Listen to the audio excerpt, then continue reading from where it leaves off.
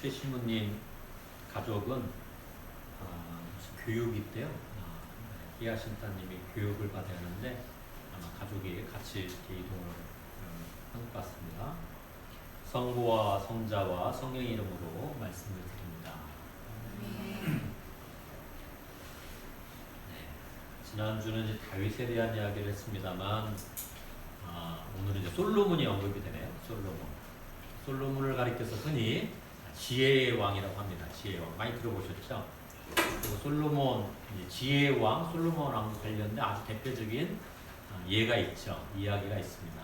얼마나 지혜로웠는지에 대한 이야기. 열왕기 3장에 나와 있는 얘기인데 내용은 이렇습니다. 여러분 다 아실 텐데 다시 한번 이렇게 생각해 볼 수 있도록 안내해 드리겠습니다. 두 여인이 있었던 것이죠. 두 여인이 있었는데 공교롭게도 같은 날 같은 장소에서 아이를 낳습니다.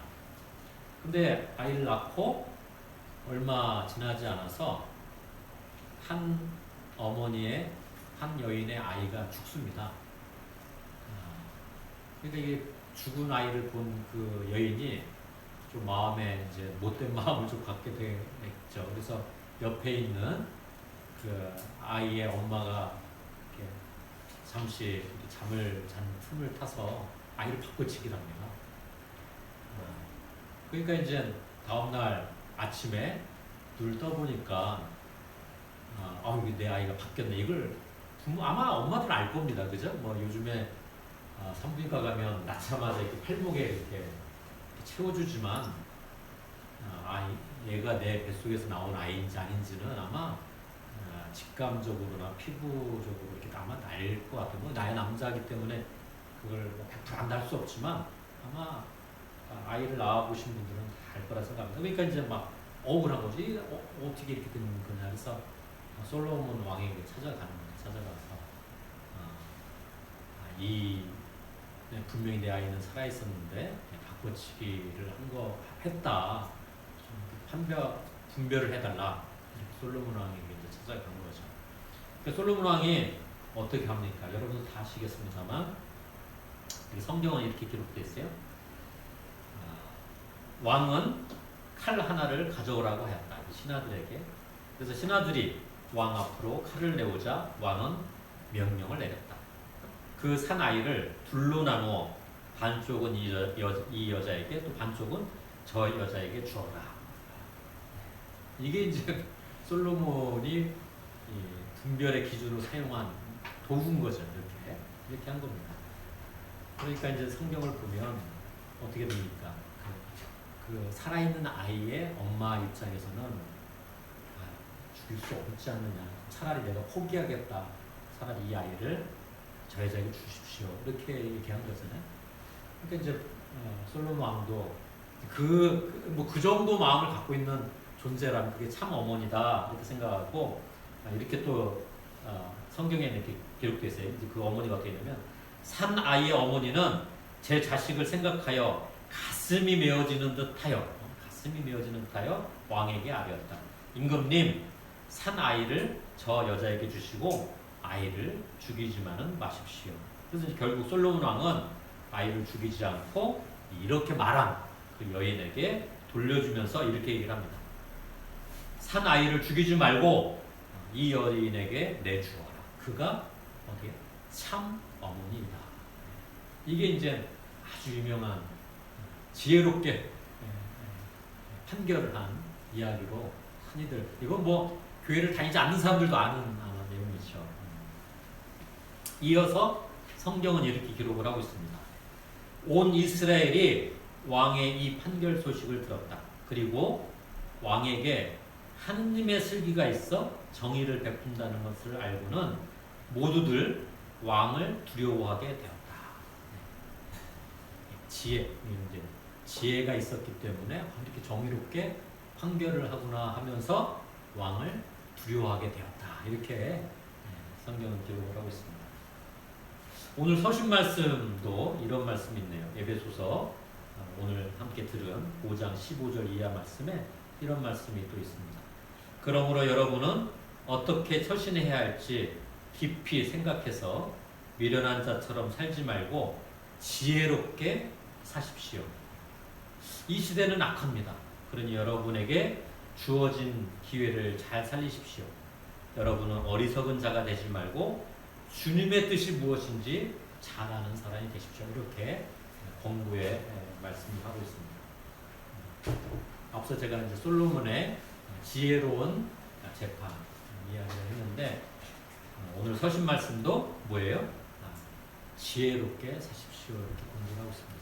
그래서 오늘 지혜에 대한 이야기를 좀 같이 나눠볼까 합니다. 지혜가 뭘까? 그리스도인으로 초대받아 살아간다는 게 뭐겠습니까? 지혜로움을 살라고 초대를 받은 겁니다. 초대를 받고 또 그렇게 살라는 거죠. 지혜롭게 살라는 거죠. 우리말로 지혜란 뭐죠? 슬기라고 합니다. 슬기. 순 우리말이 슬기고 한자어가 이제 지혜죠. 그래서 제가 이렇게 찾아보니까 사전적인 의미로 크게 이제 두 가지가 있더라고요. 제가 한번 그냥 사전에 나와 있는 정의를 한번 말씀을 드리겠습니다. 이게 잘 이해가 되시는지 한번 잘 들어보시기 바랍니다. 사람, 사물, 사건, 상황을 깊이 이해하고 깨달아 자기의 행동과 인식과 판단을 이해에 맞출 수 있는 것을 지혜라고 한다. 그럴듯한가요? 저는 이게 이거 너무 복잡하다. 이거 이해할 쉽게 이해가 안 된다. 그런데 또 찾아보니까 이런 또 정의가 있어요. 이치를 빨리 깨우치고 사물을 정확하게 처리하는 정신적 능력이다. 이건 전 좀 더 와닿더라고요. 이치를 금방 깨달아서 그 이치에 따라서 이렇게 처리를 하는 거죠. 우리가 흔히 이제 지식과 지혜는 분명히 다르죠. 지식이 는다고 해서 지혜가 생기는 것은 아닙니다. 그죠? 지식 많은 사람 얼마나 많아요. 그죠? 법관이 되려면 많은 지식을 갖고 있어야 되잖아요. 그렇다고 지혜가 생기는 것은 아닌 것 같습니다. 그래서 제가 또 이렇게 찾아보니까 컴퓨터에도 이렇게 비유를 해요. 그래서 이 컴퓨터의 이제 데이터를 지식이라고 얘기하면 지혜는 뭐냐면 그 데이터를 활용한 프로그램을 지혜라고 얘기할 수 있다. 그러니까 어쨌든 이거 뭐 쉽게 이해시키기 위해서 사람들이 막 이렇게 연동해서 표현해 놓는 거죠. 지식이 어떤 내용이라면 지혜는 그 지식에 활력을 부여하는 힘이다. 뭐 이렇게도 이야기하는 사람이 있습니다. 지혜, 슬기. 그래서 이 동서양을 막론하고 이 지혜를 매우 중요하게 생각했습니다. 그래서 서양하면 철학이잖아요, 그죠? 철학이 영어로 뭐죠? 우리 바울은 필라소피. 이게 뭐 소피아, 필로소피아, 지혜를 사랑한다라는 뜻이잖아요. 지혜를 사랑한다. 그래서 스콜라 철학의 아버지라고 불리는 토마스 아퀴나스도 지혜를 뭐라고 얘기했냐면 모든 덕목의 아버지다 이렇게 얘기했다고 합니다. 다 아시는 거죠? 제가 이렇게 찾아보니까 그런 얘기가 있어요. 모든 덕목이 그만큼 지혜가 중요하다는 것이죠. 그리고 아리스토텔레스는 이 지혜를 어떻게 정의를 했냐면 근원, 원인을 이해하는 것을 지혜라고 얘기할 수 있다. 우리가 어떻게, 우리 힘은 어디서 나오는가? 우리의 출처는 무엇인가? 이 지구상에 있는 모든 존재의 출발점은 어디인가? 그 근원을 이해하는 게 지혜다. 이렇게 생각을 했던 것이죠. 동양에서는 어떻습니까? 명상, 참선, 그다음에 어떤 특별한 수행 이런 걸 통해서 얻고자 하는 게 뭐죠? 결국 지혜거든요. 지혜. 왜? 그 지혜는 이제 지식은 누구한테 가르침을 받는 거잖아요. 그 지식 가지고는 지혜가 생성되지 않더라. 지혜는 어디에 있느냐? 우리 안에 있다는 거죠. 그리고 우리 안에 있는 걸 끄집어내려면 그런 명상, 참선, 수행이 필요하다는 거죠. 그러니까 그 우리 안에 있는 지혜를 못 보게 하는 것들을 제거하는 훈련들을 잘 해야 지혜가 솟아오른다는 것이겠죠. 그래서 법정 스님도 뭐 그렇게 얘기를 했다고 합니다. 지식은 밖에서 들어오지만 지혜는 안에서 우러나는 것이다. 또 좀 찾아보니까 대한교육 현장에서도 이 지혜를 굉장히 강조합니다. 제가 대한교육 현장을 많이 알지는 않습니다만 공교롭게도 제가 있었던 팬들에 거기서 오랫동안 활동했던 파커 팔머라는 사람이 있어요. 그 사람이 여러 책들을 썼는데 대한교육 현장에서 그 사람의 책을 많이 읽더라고요. 그리고 이제 광주 쪽에는 지혜 학교라는 데가 있어요. 지혜 학교. 그래서 이렇게 쭉 찾아보니까 이 대한교육 현장에서도 지혜를 많이 강조합니다. 그거는 교육의 궁극적인 목표는 지식을 습득하는 데 있는 것이 아니라 우리 내면 속에 있는 지혜의 힘을 키우는 데 있다. 그래서 이 지혜의 힘이 커지면 어떻게 되냐? 거짓을 물리치는 힘을 갖게 되고 또 진리의 빛 속에서 살게 된다. 이제 대한교육을 연구하시는 분들은 그걸 이제 강조하는 거죠. 그래서 이 대한교육 현장에서 이런 교육을 통해 지혜를 터득하면 또 이렇게 된다고 그래요. 그러니까 그건 제 그대로 인용해 왔습니다. 진실과 믿음을 분별하고 고통을 느낄 줄 아는 모든 존재를 위한 동정심이 커지고 지구에 서식하는 모든 생물의 지혜와 경험을 이해하고 미지의 것을 두려워하지 않고 자유롭게 그걸 사고하며 자기 행동과 세계 전체에 책임을 지는 태도가 형성된다. 이렇게. 근데 대한교육을 고민한 사람은 이 믿음을 갖고 아이들에게 지혜가 커지도록 가르치는 거죠. 근데 그 가르침이 뭐냐? 아까 앞서 법정 스님들이 얘기한 것처럼 지식을 주입해서 될 문제가 아니다. 그래서 이 교육 현장에서 뭘 많이 강조하냐면 깊은 사유, 깊은 침묵, 그 명상일 수도 있고 참선일 수도 있고 다양한 또 다른 표현을 쓸 수 있게 그걸 굉장히 그래서 수업 시간에 그 시간을 꼭 집어넣는다는 거죠. 꼭 집어넣고 왜? 이 지혜는 우리 안에서 뽑아서 나오는 건데 우리 안에 뭐가 있냐면 내면의 교사가 있다고 보는 겁니다. 사실 기독교 영성가들도 그런 얘기를 많이 했어요. 이성, 그다음에 하느님성, 내면의 빛. 근데 여기 대한교육에서 내면의 교사 이렇게 표현해요. 그것이 깨어나서 그거로부터 흘러나오는 게 뭐냐? 지혜다. 그걸 깨트리고 깨어나오게끔 하는 여정을 우리가 밟아야 돼. 그게 이제 교육이다. 이렇게 이 사람들은 생각하는 거죠. 좀 어떻게 지혜가 좀 와닿습니까? 어쨌든 오늘은 좀 지혜에 대한 이야기를 하기 때문에 제가 이것저것 그냥 한번 던져보는 겁니다. 성경에서 그럼 지혜를 어떻게 다루고 있느냐? 우리 그리스도교 전통에서는 그럼 지혜를 어떻게 표현하고 있느냐? 이것도 좀 말해야 하잖아요. 그러니까 잠언서가 이제 지혜서, 이게 지혜서잖아요. 그러니까 잠언 9장 10절에 보면 이렇게 아주 명확하게 표현되어 있습니다. 야훼를 두려워하여 섬기는 것이 지혜의 근본이요. 거룩한 일을 깊이 아는 것이 슬기다. 지혜가 시키는 대로 살아야 수명이 길어진다. 이런 표현이 있습니다. 우리가 장수하려면 어떻게 해야 돼요? 지혜를 탐해야 하는 거죠. 지혜로운 삶을 살아야 지혜가 안내해 주는 대로 살아야 장수하는 건데 그 지혜란 뭐냐? 하느님을 두려워하고 섬기는 것이 지혜의 근본이 된다. 뭐 이렇게 잠언서는 언급을 하고 있는 것이죠. 오늘 우리 복음 말씀을 보면 예수님은 거기에 한 발 더 나갔습니다. 그러니까 하느님을 절대자를 경외하고 섬기는 것 그것만으로는 안 된다. 지혜라는 게 생기려면 예수님은 어떻게 표현하냐면 오늘 요한복음 6장 56절 이하의 말씀 다시 한번 제가 읽어드리겠습니다. 내 살을 먹고 내 피를 마시는 사람은 내 안에서 살고 나도 그 안에서 산다. 살아계신 아버지께서 나를 보내셨고 내가 아버지의 힘으로 사는 것과 같이 나를 먹는 사람도 나의 힘으로 살 것이다. 그래야 영원한 생명을 얻을 것이다. 예수님께서 말씀하신 지혜는 어떻게 해서 형성돼요? 하느님을 경외하고 섬기는 것만 부족하다. 뭡니까? 나를 너희들이 먹어야 한다. 이게 무슨 뜻이게요?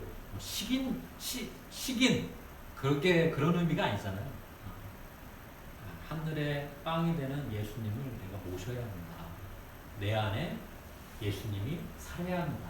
그래야 지혜가 싹트고 자라고 그래야 너희들이 영원한 생명을 얻을 것이다. 이 얘기인 거잖아요. 이것이 복음과 지난 2000년 동안 교회가 가르쳐준 진리가 됩니다. 어떻게 우리가 지혜를 갖게 될 거냐? 내 안에 예수님을 모셔야 합니다. 내 안에 예수님이 살아야 합니다. 예수님께서 또 제자들에게 특별한 선물을 부여하셨죠. 그게 뭡니까? 성령입니다. 이 성령을 가리켜 역시 또 지혜라고 성서는 이야기합니다. 성령님이 다른 존재가 아니라 지혜다.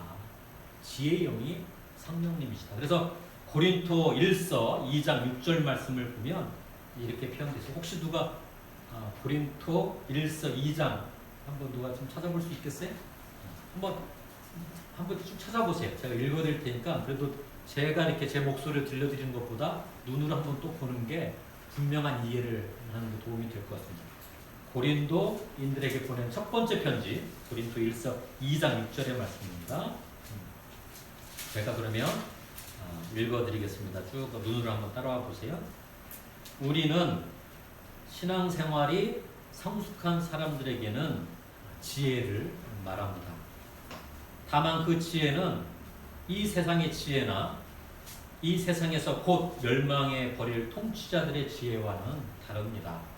여기서 말하는 지혜는 하느님의 심오한 지혜입니다. 그것은 하느님께서 우리의 영광을 위하여 천지 창조 이전부터 미리 마련하여 감추어 두었던 지혜입니다. 이 세상 통치자들은 아무도 그 지혜를 깨닫지 못했습니다. 만일 그들이 깨달았다면 영광의 주님을 십자가에 못 박지는 않았을 것입니다. 근데 우리가 이 심오한 뜻을 이해를 한다면 예수님도 2000년 전에 오셔서 십자가에 못 박게 한 거잖아요. 그런 것처럼 우리도 예수님을 당신 우리 필요 없어, 당신 죽어야 돼 하고 십자가에 못 박는 짓을 하지 않고 그 반대가 되는 거겠죠. 어떻습니까? 예수님 나한테 오십시오. 나한테 오십시오. 저는 오늘 지혜에 관한 말씀을 나누었습니다. 더 이렇게 그거에 잘 아시는 분은 더 많은 이야기를 해드릴 수 있겠지만 제가 준비한 건 여기까지입니다. 이 말씀을, 지혜에 관한 말씀을 준비하면서 우리 공동체를 위해서 기도를 했고 지금도 기도를 하고 있습니다. 저는 우리 공동체가 정말 지혜의 영, 지혜의 성령이 충만한 그런 공동체가 됐으면 좋겠다. 이렇게 간절히 기도합니다. 우리 안에 예수 그리스도께서 정말 살아서 작동하는 그런 공동체가 되기를 기도합니다. 과거에 그러지 못했다 이게 아니다. 더욱더 우리가 충만해졌으면 좋겠다. 충만해졌으면 좋겠다.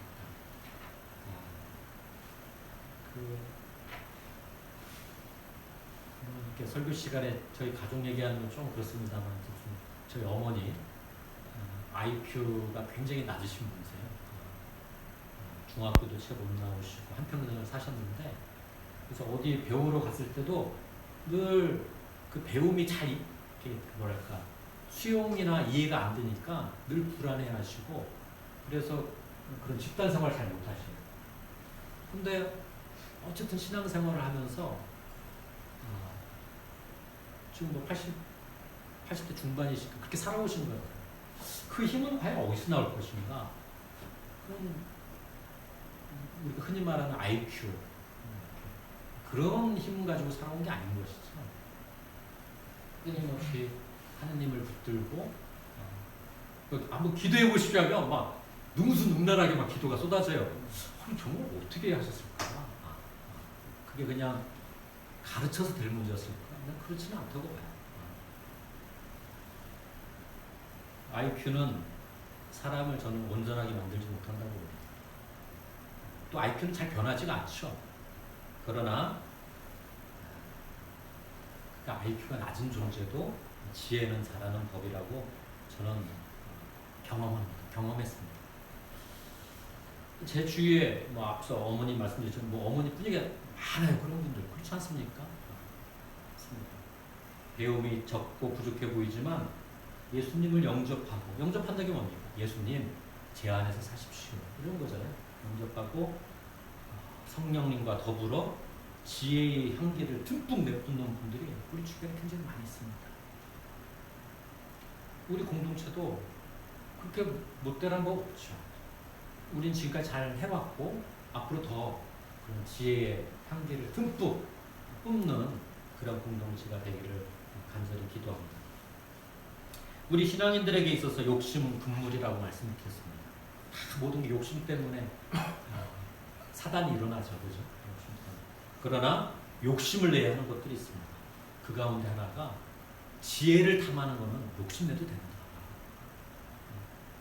지혜로 우리 마음을 듬뿍 채우는 것이죠. 이게 지혜가 여기서 말한 지혜가 뭐 세상 사람들이 말한 지혜가 아니지 않습니까? 예수님 제 안에 사십시오. 이 욕심은 듬뿍 내도 괜찮다. 듬뿍 내도 괜찮다. 오히려 그렇게 듬뿍 냈을 때 더 큰 축복을 받는다.